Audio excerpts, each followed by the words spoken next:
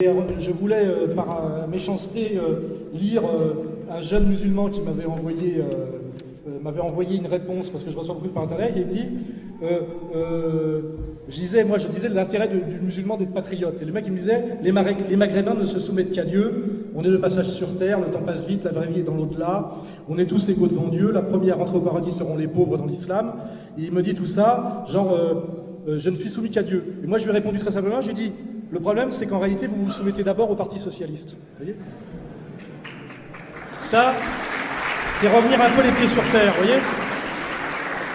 Moi, j'aime pas les gens qui me vendent leur mystique, et qui disent qu'ils n'ont pas peur de la mort parce qu'ils croient réellement à l'au-delà, et qui vivent dans la trouille permanente, simplement du flic. Moi, je veux dire, j'ai quand même constaté chez certains gens avec qui j'ai essayé de collaborer une lâcheté incroyable. Dieudonné et moi, on est toujours là.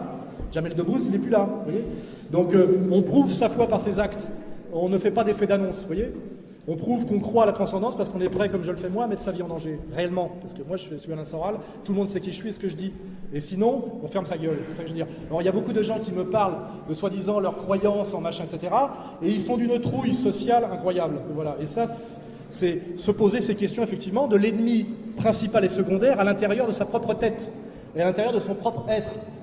Demander le respect, d'abord se respecter soi-même et se respecter par ses actes et sa cohérence. J'ai vu chez certains une incohérence incroyable et un baratin incroyable entre ce qu'ils disaient et ce qu'ils faisaient.